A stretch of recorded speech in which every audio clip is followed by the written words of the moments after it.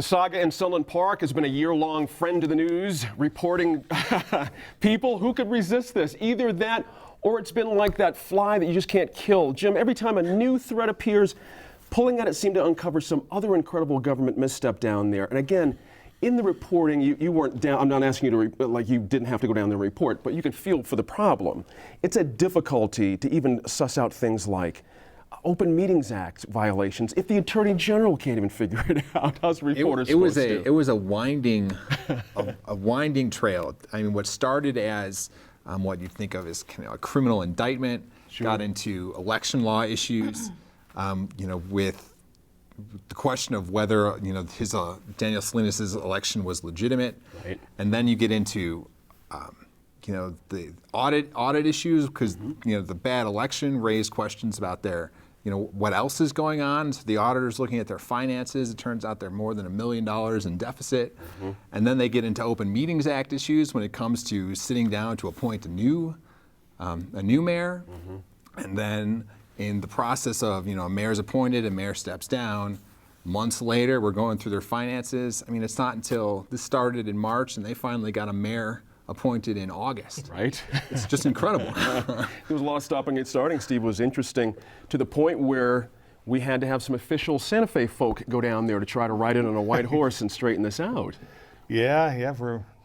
This is everything scandals should be. I mean, sex, drugs, Open Meetings Act, fake elections, all sorts of cool stuff. Interscene family battles. Yeah. It's Sure. I was really jealous of reporters who live closer to Sunland Park because that would have been a fun. I didn't actually cover it myself, but it would have been a fun one to do. And we just had the Department of Finance administration went down there, and Mr. Balderas had to go down there. Absolutely. The auditor, and it was just a huge, embarrassing mess. Right. And I wonder how many other small towns in New Mexico are just doing the same thing. Alexa, our colleague Dan Foley had the same question back when this was all happening. Like, we can pick on Sunland Park, but you know what? There's a lot of Open Meetings Act violations going on all over small town New Mexico. Right. So it's hard to come down with a hammer on one and let the others go. You see what I mean? It's a real dilemma for people. I have a hard time believing they are all quite this bad. Right. But we've interviewed State Auditor Hector Balderas a few times, and he always talks about how there's all these tiny towns everywhere that are supposed to turn in audits every year, and often they don't because they don't have the resources or they don't get around to it, or it's a year late. And so this sort of goes back to the Finance Authority thing. audits are a first place to look for stuff like this. And if they're not coming in on time, there's no way to really know. And then also, Alexa's point is interesting because you have to factor in things like getting capital improvement projects. When you submit things for money to, who's to know what you really, really need the money for? Well, and I would point people to, there's a really good independent half-hour documentary Kent Patterson did on KUNM about Sunland Park. Where a lot of people are very clearly frustrated with their government, as they should be, but some of them also felt like it almost distracted from really serious underlying issues there in terms of the environment. Right. They have arsenic, I think, in their water. I mean, the lead poisoning. That's right.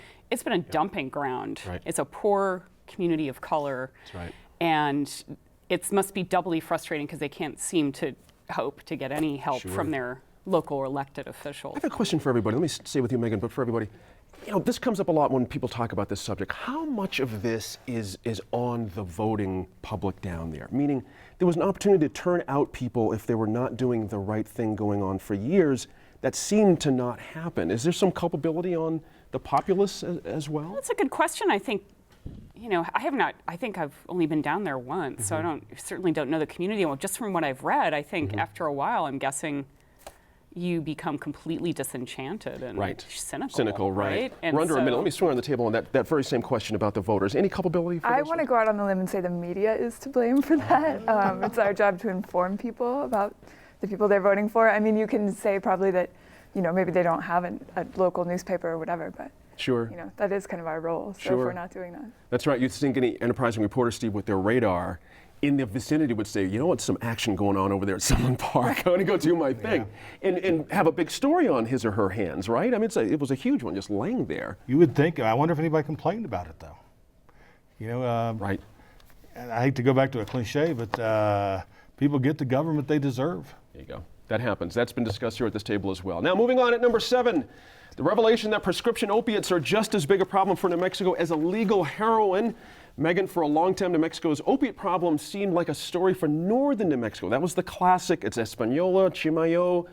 And Albuquerque woke up to its own problem this year, as you well know. Yes, Rio Arriba still has the highest overdose rate in the state, possibly the nation. But yes, it's very bad in Albuquerque. I've been talking to a lot of people in the last week for a story I'm working on for Latino USA, and the South Valley is very bad.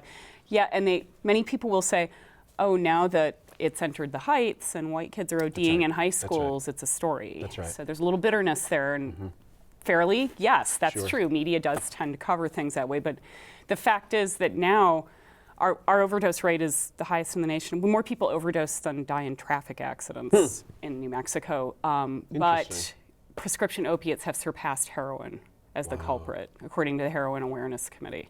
Let's stay with you since you've been doing so much on this. I'm remembering particularly a public square that you hosted on this issue, the first one. It was Gwyneth Dolan hosted it before I took over the show. My fault again. You're exactly right. But part of that discussion was that infiltration into the Heights. I want to go back to that.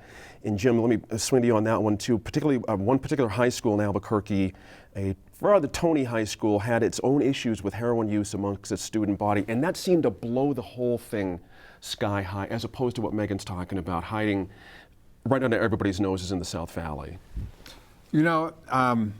Recognizing, just looking, I guess we started this talking about how it's shifted to prescription issues, but heroin deaths for individuals under 25, I think it's been found they've doubled just between 2009 and 2010. Wow.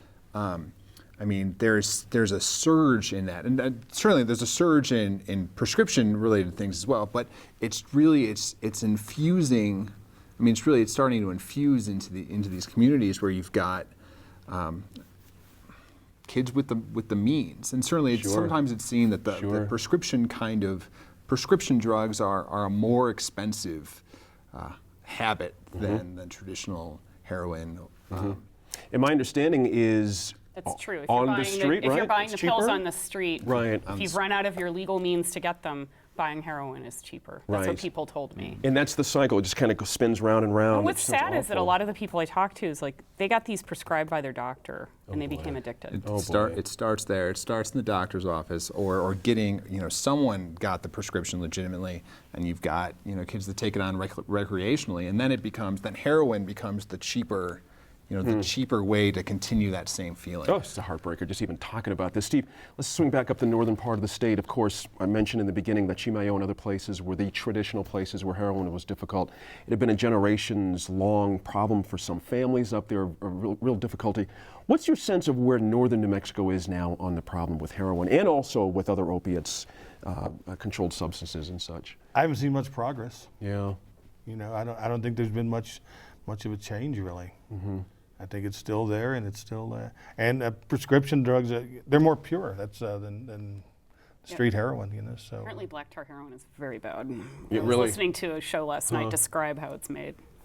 And we've had deaths in the past, Alexa, from what Megan just said, bad heroin coming as opposed to mishandling prescription drugs. I could see from an addict's point of view, that's a safer bet, is to muck around with the prescription stuff versus heroin, which you don't know what you're sticking in your arm, for gosh sake. But it all adds up to a big mess at the end of the day. Yeah, I'm So- not sure you're going right. for safety in the moment. That's right. Anyway. That's right. Exactly. So for northern New Mexico, I hear Steve's point, and this has been talked about for 20 years or so.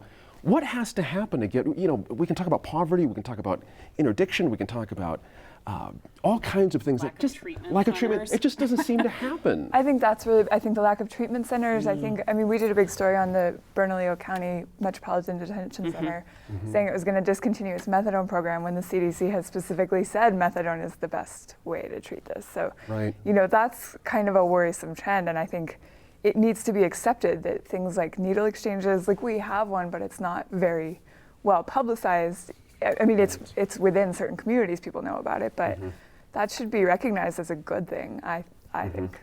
Is there a sense from you that, if these things did happen, it has to be organic, it has to be fit in with other things. It's almost like the shooting we just all have to deal with back in Connecticut right now. People can talk about guns, but it's also mental health issues. Is that where you're getting the mental health issues that can sometimes drive people in pain to opiates?